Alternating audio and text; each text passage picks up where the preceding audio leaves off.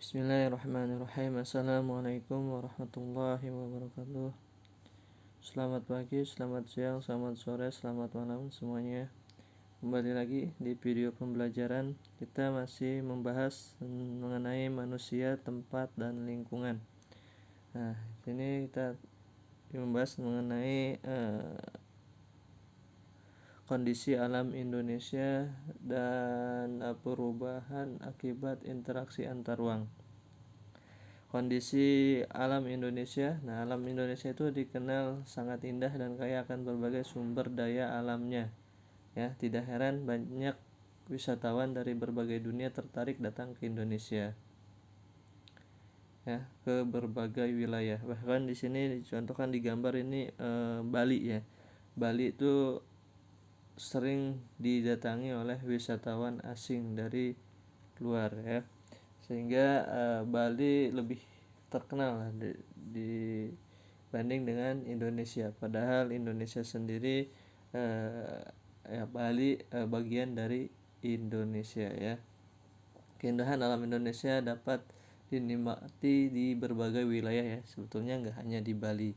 Cuma yang terekspos ke luar yang paling terkenal yaitu Bali.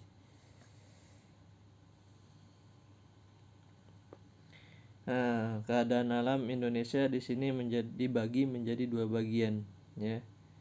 Pertama ada keadaan fisik wilayah, kedua keadaan flora dan fauna. Keadaan fisik wilayah dibagi dua lagi, keadaan iklim dan bentuk muka bumi. Nah, begitupun dengan keadaan flora dan fauna. Ada dibagi dua, keadaan keragaman dan sebaran. Nah, ini yang akan kita bahas mengenai keadaan alam Indonesia.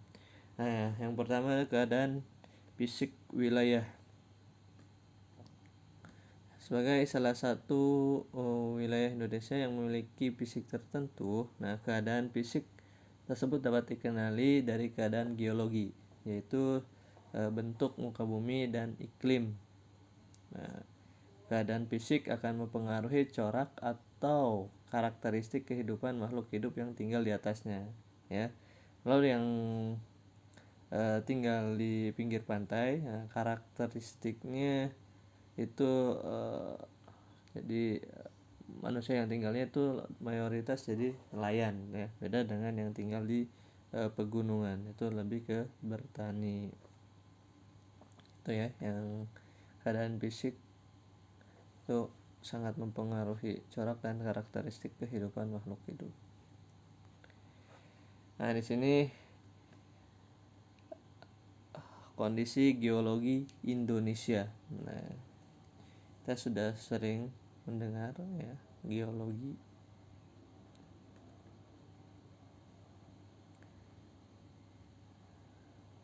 Nah, bumi tempat kita hidup tidak bulat secara utuh, tetapi terdiri atas lempengan yang bergerak terhadap satu dengan yang lainnya. Nah, Indonesia terletak pada pertemuan tiga lempeng.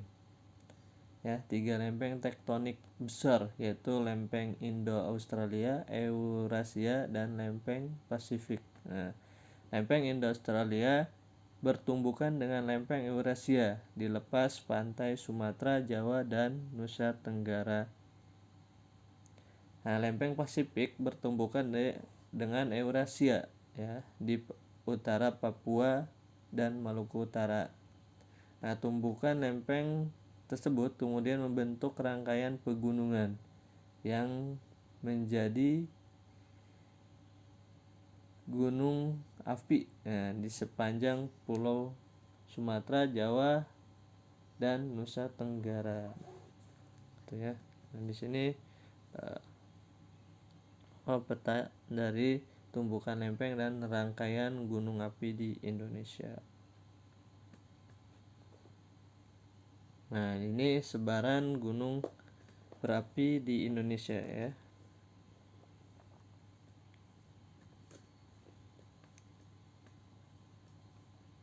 Bisa dilihat.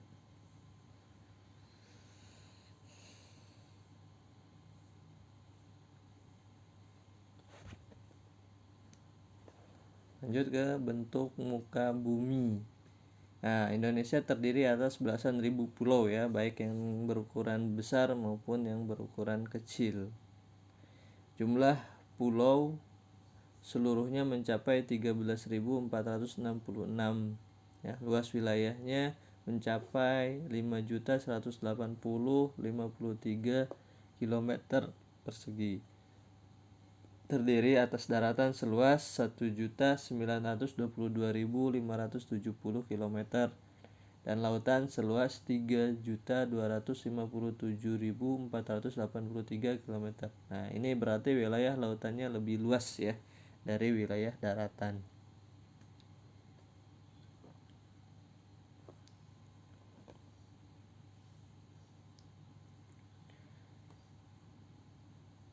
Nah, bentuk muka bumi di Indonesia dapat dibedakan menjadi dataran rendah, dataran tinggi, bukit, gunung, dan pegunungan. Nah, sebaran dari bentuk muka bumi Indonesia tersebut dapat dilihat ya di peta fisiografi Indonesia. Nah, ini peta fisiografi Indonesia ya. Kita lihat, nah yang kuning, yang berwarna kuning itu dataran rendah ya. Terus yang warna orange ya itu dataran tinggi, yang warna hijau itu daerah perbukitan ya. Terus yang terakhir itu warna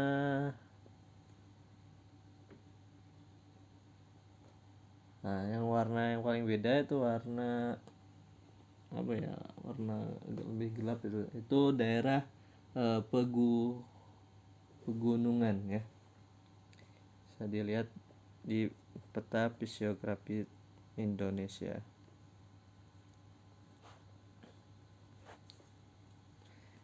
Nah, kondisi iklim Indonesia. Nah, Indonesia berada di wilayah tropis ya. Secara umum, keadaan iklim di Indonesia dipengaruhi oleh 3 jenis iklim, yaitu iklim muson, iklim laut, dan iklim tropis ya.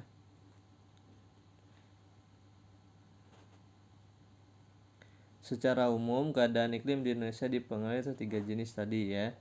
Yang pertama iklim musim. Nah, iklim musim itu dipengaruhi oleh angin musim yang berubah-ubah setiap periode waktu tertentu. Nah, biasanya 6 bulan sekali. Nah, iklim tropis terjadi karena Indonesia berada di daerah tropis. Nah, suhu yang tinggi mengakibatkan penguapan yang tinggi dan berpotensi untuk terjadi hujan. Nah, yang ketiga tadi yaitu iklim laut ya, terjadi karena Indonesia memiliki wilayah laut yang luas ya, sehingga banyak menimbulkan penguapan dan akhirnya mengakibatkan terjadinya hujan gitu ya. Nah, bisa dilihat di peta arah angin pada saat musim hujan di Indonesia ya. Angin membawa uap air dari Samudra Pasifik berbelok dan di ekuator dan menurunkan hujannya di Indonesia. Kita bisa dilihat di situ ya arah angin.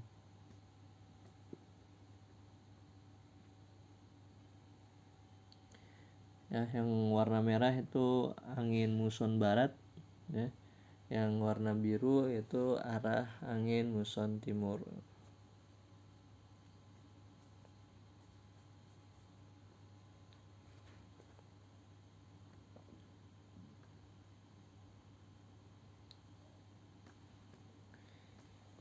Nah, yang ini gambar peta curah hujan di Indonesia ya, yang tergolong tinggi tetapi tidak tersebar secara merata gitu. Kita lanjut ke flora dan fauna. Indonesia memiliki keanekaragaman flora dan fauna ya. Keanekaragaman hayati yang sangat besar, bahkan keanekaragaman hayati Indonesia termasuk 3 besar di dunia bersama-sama dengan Brazil di Amerika Selatan, dan Zaire di Afrika. Nah, berdasarkan data dari Departemen Kehutanan dan Perkebunan tahun 1999. Nah, jumlah spesies di Indonesia mencapai 8.000 spesies yang sudah teridentifikasi. Nah, sedangkan jumlah spesies hewan mencapai 2.215 spesies. Spesies hewan terdiri atas 515 mamalia, 60 reptil, 1.519 burung, dan 121 kupu-kupu. Nah, besarnya keragaman hayati di Indonesia berkaitan erat dengan kondisi iklim dan kondisi fisik wilayah.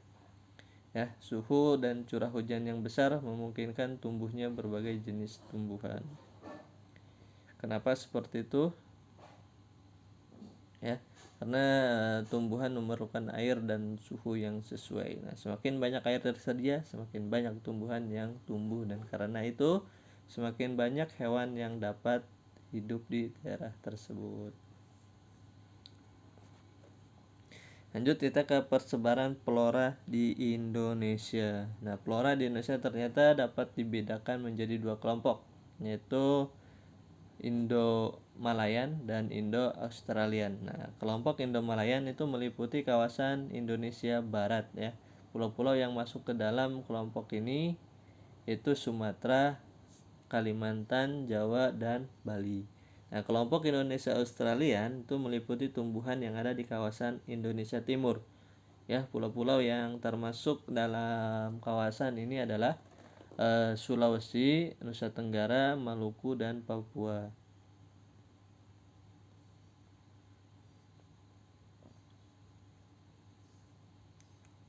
Contoh nih ya, di Indonesia Barat terdapat berbagai jenis rotan. Nah, di Indonesia Timur tidak terdapat berbagai jenis rotan, gitu ya. Itu salah satunya. Lalu di Indonesia Timur terdapat hutan kayu putih. Nah, di Indonesia bagian barat tidak terdapat hutan kayu putih. Itu ya.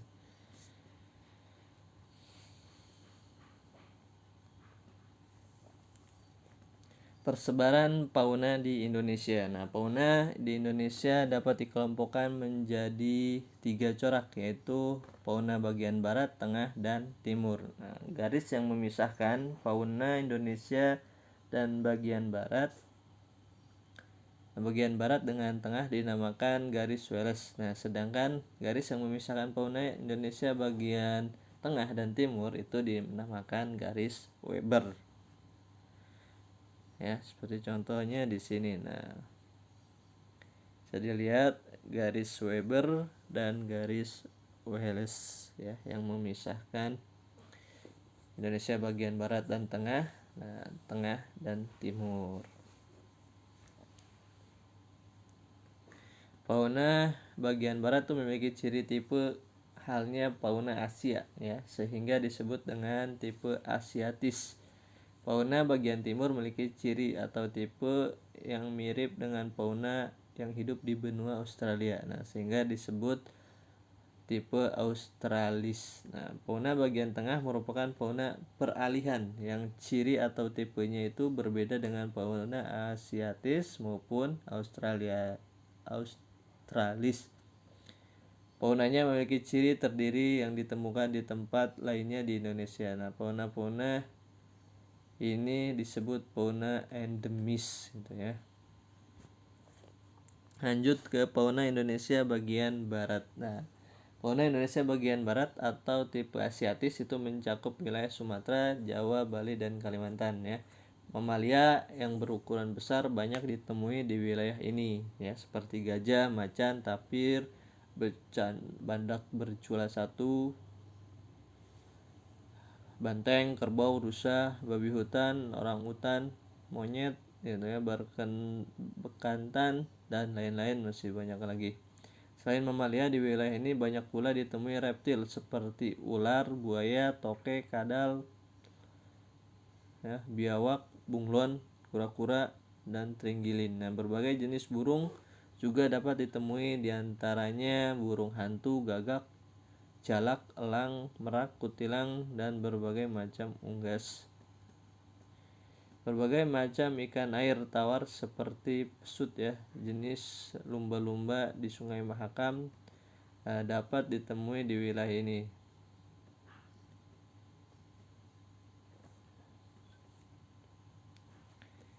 Fauna Indonesia Tengah atau tipe peralihan. Nah, wilayah fauna Indonesia Tengah disebut wilayah fauna Kepulauan Wallace ya, mencakup Sulawesi, Maluku Timur dan Nusa Tenggara. Nah, serta sejumlah pulau-pulau kecil di sekitar pulau-pulau tersebut. Fauna yang menghuni wilayah ini antara lain yaitu babi rusa, anoa, ikan duyung, kuskus, monyet hitam, kuda, sapi, monyet Sabah, beruang, tarsius, sapi, dan banteng. Nah, selain itu terdapat pula reptil. Reptilnya itu amfibia dan berbagai jenis burung. Di antaranya biawak, komodo, buaya, dan ular. Burungnya itu burung yaitu burung maleo, burung dewata, manda, raja udang, rangkong, dan kakatua nuri. Itu hewan-hewannya ya. Kita lanjut ke fauna Indonesia bagian timur. Nah, fauna Indonesia bagian timur disebut Australik, tersebar di wilayah Papua, Halmahera, dan Kepulauan Aru. Nah, fauna berupa mamalia yang menghuni wilayah ini antara lain kanguru, beruang, walabi, landak, irian, kuskus, pemanjat berkantung, kanguru pohon, dan kelelawar. Nah, di wilayah ini tidak ditemukan kera ya, di samping mamalia tersebut terdapat pula reptil ya seperti biawak, buaya, ular, kadal.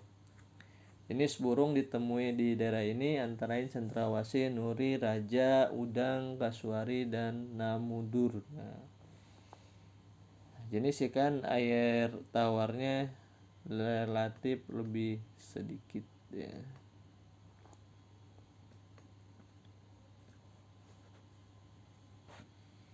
Nah, lanjut ke perubahan akibat interaksi antar ruang. Interaksi antar ruang dapat terjadi dalam berbagai bentuk ya, seperti pergerakan orang, pergerakan barang, gagasan, dan informasi. Nah, semua pergerakan tersebut menimbulkan perubahan baik bagi daerah tujuan maupun daerah asal gitu. Perubahan apa yang terjadi akibat interaksi ruang? Nah, perubahan akibat interaksi keruangan. Yang pertama ada berkembangnya pusat-pusat pertumbuhan. Ya, pergerakan orang, barang, dan jasa pada suatu lokasi tertentu akan menimbulkan pemusatan aktivitas manusia pada lokasi tujuan. Pemusatan aktivitas penduduk tersebut kemudian membentuk daerah perkotaan. Ya, daerah perkotaan merupakan pusat pertumbuhan suatu wilayah karena sebagian besar aktivitas terkonsentrasi di wilayah perkotaan. Seperti kita di sini pusatnya itu ada di Jakarta gitu.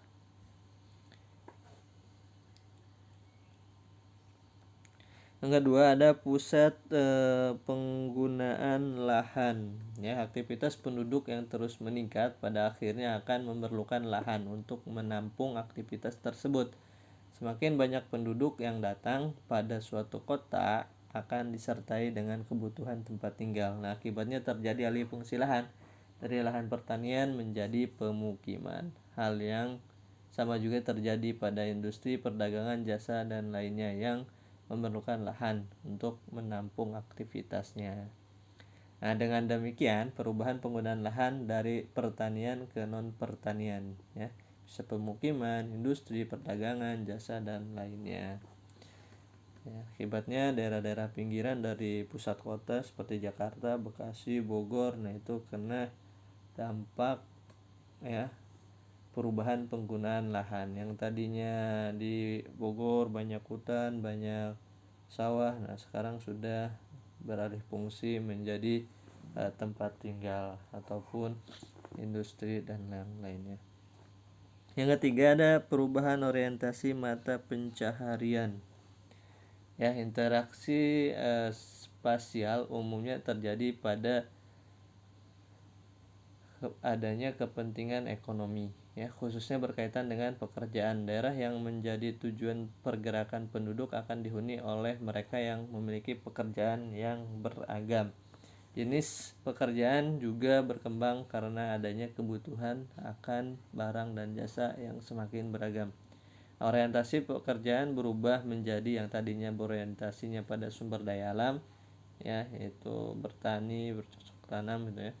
Nah, sekarang menjadi pekerjaan lainnya, yaitu menjadi buruh, ya, bekerja kantoran dan lain-lain. Yang selanjutnya berkembangnya sarana dan prasarana. Nah, terjadinya pergerakan orang, barang, dan informasi memerlukan sarana dan prasarana, ya. Pembangunan sarana dan prasarana akan semakin meningkat dengan meningkatnya pergerakan tersebut. Kendaraan, jalan, fasilitas umum, pusat-pusat perdagangan, dan lain-lain terus bertambah dengan semakin meningkatnya interaksi keruangan. Nah, yang kelima yaitu adanya perubahan sosial dan budaya. Nah, adanya pergerakan penduduk dari satu tempat ke tempat lainnya akan disertai dengan interaksi sosial. Nah, terjadinya interaksi antara anggota masyarakat tersebut akan disertai pula dengan saling pengaruh terkait dengan norma dan nilai yang dianut oleh masing-masing individu, ya. Kelompok masyarakat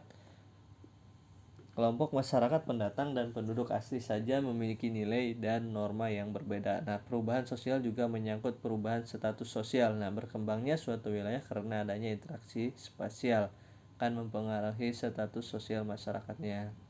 Ya, perubahan juga dapat terjadi pada aspek budaya, karena penduduk pendatang dan penduduk asli dapat memiliki budaya yang berbeda. Nah, contohnya gaya busana aktor atau aktris di Amerika kemudian ditiru oleh penduduk Indonesia, gitu ya.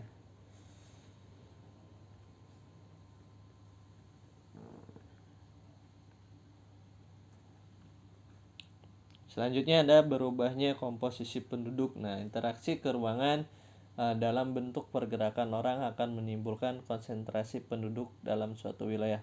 Penduduk tersebut memiliki latar belakang yang berbeda-beda, ya. Misalnya agama, ada Islam, ada Kristen, Katolik, Buddha, Hindu, dan yang lainnya. Status sosial, ada yang kaya, miskin, gitu ya. Usia, muda, tua, jenis kelamin, laki, perempuan, mata pencaharian, etnik dan suku bangsa, dan lain-lain. Akibatnya komposisi penduduk berubah dari yang awalnya relatif seragam, ya. Misalnya etnik Sunda, kan, kemudian berkembang menjadi beragam etnik. Yang tadinya Sunda semua sekarang sudah bercampur baur, ya. Ada Sunda, ada Batak gitu, dan lain-lain. Nah, ini pembahasan kita mengenai manusia, tempat, dan lingkungan. Baik, video pembelajaran kali ini cukup sampai di sini, ya. Terima kasih atas perhatiannya. Assalamualaikum warahmatullahi wabarakatuh.